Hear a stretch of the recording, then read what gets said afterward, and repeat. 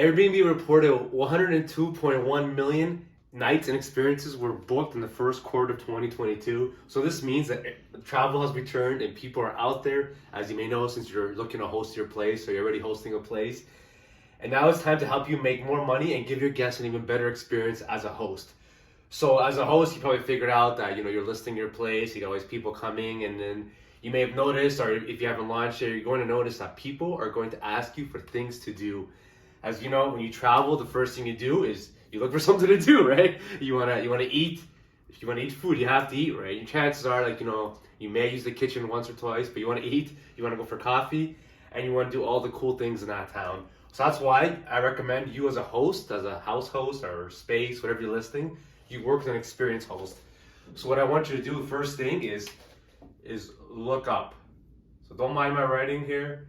So look up. So if you're listing a space in whatever town it is, look up things to do in that town.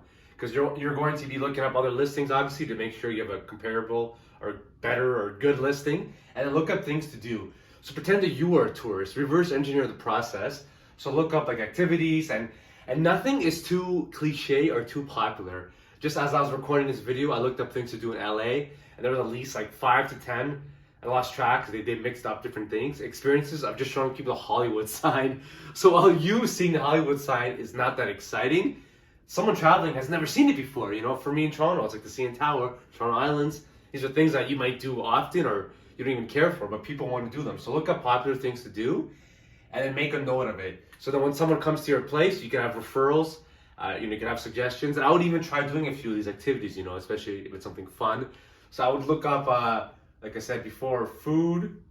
Look up like some popular food experiences. There's like Korean bits and bites. There's Asian food and walk through the park in Brooklyn. There's a pizza crawl in Toronto. There's all kinds of crawls. Look up food. Anything to do with drinks. People are gonna want to have some drinks, go out, have some fun. Look up those kind of activities so you have suggestions for people. Look up some landmarks. This could be like popular things. Like I said, in New York, people are walking across the Brooklyn Bridge. People are paying for an experience, So find a landmark. No matter how popular it is, there'll be someone that wants to do it because they've never done it before. Look up popular landmarks, and then look up some activities. Like when someone travels, they're going to do something different, right? Like there's a paddle boarding on the lake in Toronto. There's walking tours. People want to walk around and see a new place. They want to explore, right? So look up all kinds of different activities for people. Try to contact the experienced host to try to do a few of these. And so that when someone comes to visit, or stay in your place as a host, you'll have a whole list of ideas, and they'll give someone a better experience and they'll be happier. Because as a tourist, you don't want to go somewhere and then miss out on the best food or the most popular landmarks or on some cool activity, right? So your job as a host is to look up activities, make a list of them, and then two, I've touched upon this, is build a relationship. So I would reach out to some of these experiences, tell them what you're doing, tell them you're a host, and see if you can work together. Because this has happened to me. I've actually had hosts reach out to me because I've a coffee crawl and Airbnb experience. And people have reached out to me and said, how can we work together? What can we do? So I'll say, let me know when you got guests coming in. I'll try to get a deal for you, or try to open up a date, right? Because as an experienced host, you have to open up dates.